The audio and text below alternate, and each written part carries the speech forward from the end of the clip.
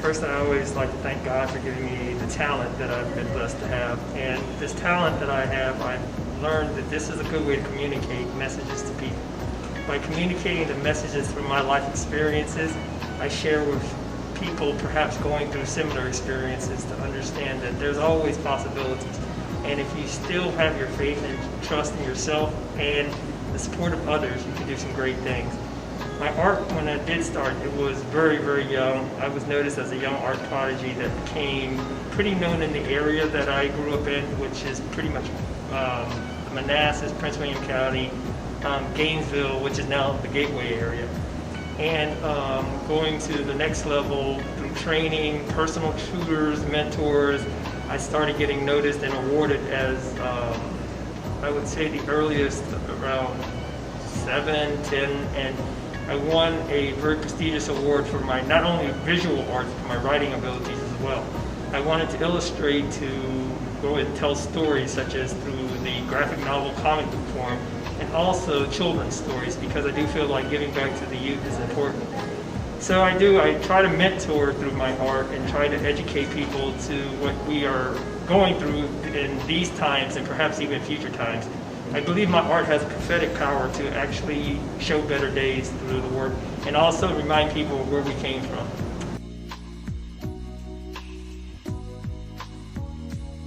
Of all the pieces that I've created, there are so many, and I have been blessed to have one particular favorite. It's not here, but it is of my grandmother's passing. It's a piece called the Daytime Drama, and it depicts the characters of the Young and the Restless soap opera. And that's one of my earliest memories as a child, was when she gave me her love. We would sit on every day at 12:30 and wait for the intro with the piano music of the Young and the Restless. And incorporated is her a likeness of her within the characters and the cast members of many generations of the soap opera itself.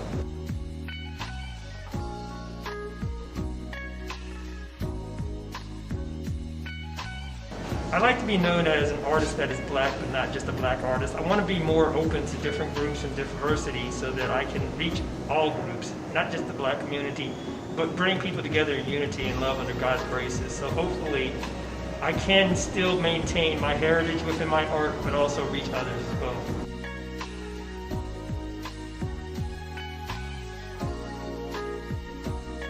Well, this piece is a piece representing Nelson Mandela. And it was around the time that he was ailing and going through the latter stages of his life that I created this piece, because I didn't want us to forget his significance in the black community. A lot of the times we were focused on the things that happen here in this country, but yet this black community thing is beyond just America. It is a world, global black unity issue that we do have to gain respect. And Mandela is one of the strongest leaders that I believe. He fought through the oppressive nature of the apartheid, and he went through imprisonment to stand true to his beliefs. And then he later became the president of the country and represented it in such a passionate and powerful way. I'd like to go ahead and show homage to him in this piece. And I also have Animals of the Motherland. Back in if you look into the depth of it, which a lot of my artwork, you can't just look at the initial surface of it, because it has depth. And it goes into the depth of it. If you see here, you see it goes deeper into the motherland and images more of Mandela. And if you look very hard, you'll see more of the elephant's trunk, which transformed where there's a lion's head, creating the bravery of Mandela himself. And most importantly, the fist. That's always been his representation point to me, his dividing fist of Nelson Mandela. This piece is a piece that I did in the early 2000s, and it was something that wasn't a vision to me, because if you can look into the eyes right here, this is where it was pulling me into what I was going through as a black male and as an artist as well. I was looking for role models that represented people of the community that inspired me to continue my journey. And if you look here, I have Martin, Malcolm, Bob Marley, and Tupac, and even myself. I incorporated myself in this because I hope to one day be a generational leader to help people continue to progress in this world. And this woman represents someone that was from my past that helped me to awaken myself and my art potential. And this butterfly is the freeing of the spirit. And hopefully people can see into it to find their own spirit. It might not be art, but it may be some other venture that you go into so that you too can free your spirit and pursue whatever it is that you're destined to become. This is my Martin piece, and it has been one of the pieces I've used for many Black history moments and Black history events that I've catered and been a part of. I have different versions of Martin, from his strong strength from his mountaintop speech to his I have a dream strength and his passion. Martin had a very, we'll say, tumultuous life to where he wasn't always revered as this great freedom fighter. Towards the end of Martin's career, he started losing faith, not faith, but he started losing a lot of his support. And this piece represents him right there trying to regain his strength so that he can continue to go forward before the time of his untimely death. Martin is always, to me, the father of the civil rights movement. He has also been very instrumental in inspiring me and hopefully many other Black people to feel that we do have unity amongst ourselves, and not just amongst ourselves, but of other races and other creeds and other nationalities, of all people coming together. So I continue to hopefully reach the mountaintops of the mountain. This piece is great Malcolm X. Now Malcolm X is, to me, one of my personal favorites as the leaders go. He had a more of an aggressive approach in the beginning stages of Malcolm's walk. He sometimes is considered to be rebellious or militant, but Malcolm was more of a peace-loving soul as his pilgrimage went along and after he went to Mecca. After he went to Mecca and recognized all races and all people of different areas, different lands, he saw that this was more of his dream versus than just to keep it in the black box. And he did expand his dream to where Martin and Malcolm's message were very similar. Different approaches with very similar messages. And I think toward the end of their lives, they both came together where they were opposing each other in the beginning stages of their revolutions. This piece was kind of bringing the earlier freedom fighters into modern day conversation. If you look deeply, these two represent two of the previous pictures of Martin and Malcolm. And it has what today is somewhat being propelled as our today leadership. As I said, sports and entertainment have taken the forefront where sports leaders are becoming the more vocal and the more seen because of platforms that have been given. You see LeBron James, of course, most know him as perhaps to be the next great all-time basketball player. And for periods of years, Steph Curry was seen to be that player too with the Golden State Warriors. So I am a deep lover of sports. Many of my art pieces have sports influence to them as well. I kind of look at my art as like a newspaper because it has different topics from every section. You'll have some political, you'll have some community, you'll have some personal, you'll have some just like in the metro section where there's local things that are involving people and people of this community. And for this piece, like I said, I'd like to bring this to the modern day, what we're looking for as leaders. I don't necessarily think that sports individuals should be seen as the leaderships that we need. They are basically a stopgap to where we are getting to the point where we're going to have better leaders coming through that are of color to represent, to speak more articulate perhaps. And I think that these two are making a great ways for that next leader to come through. Okay, this is a resin that I've created to go over top of it, and I did do a little bit of wood to go with it to make it pop a little bit too.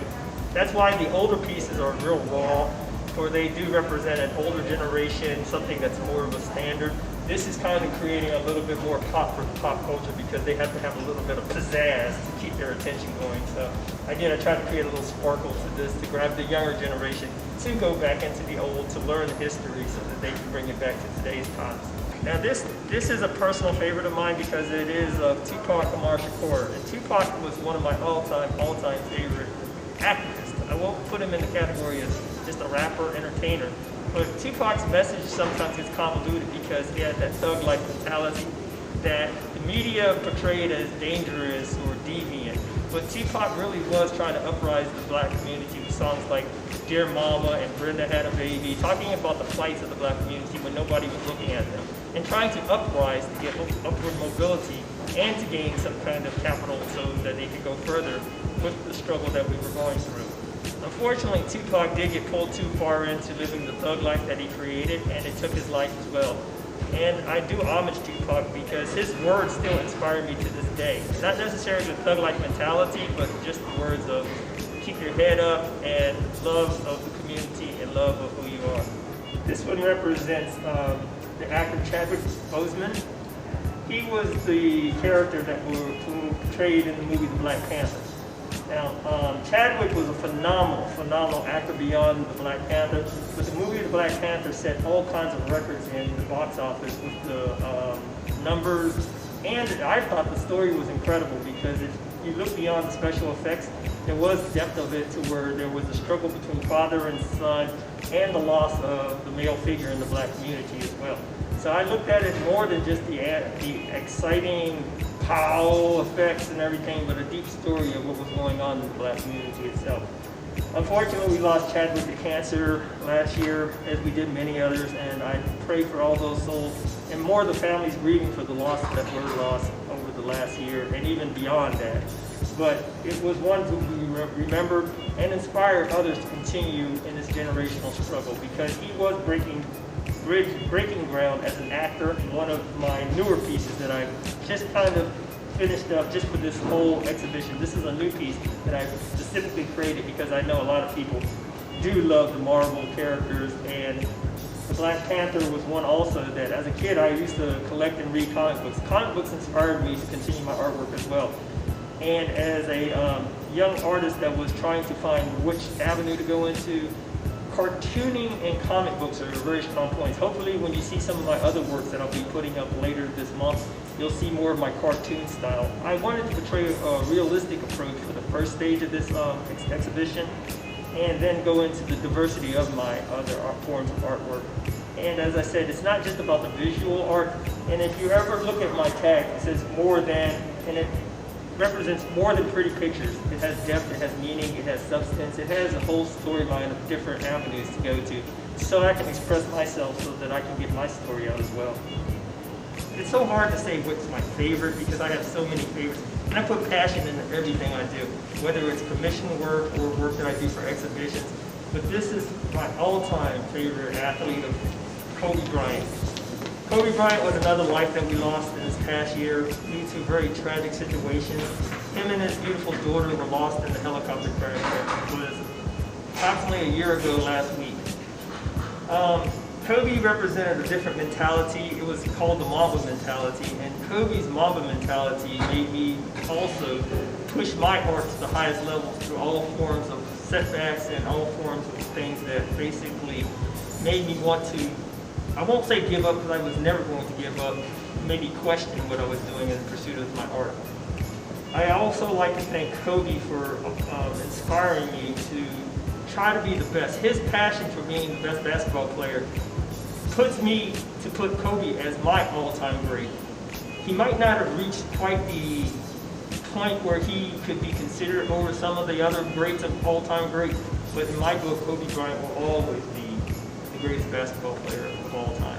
This exhibition will be running for the entire month of February. There will be a rotating art. The art will be probably per week changing, barring weather situations. So hopefully you can get in to see the art personally. It's quite different. Sometimes it loses a little bit of its edge through technology. You have to get in and feel the art so it pulls you in, draws you in, so that you too can become part of the art and feel my passion to where you can feel yours. So thank you very much.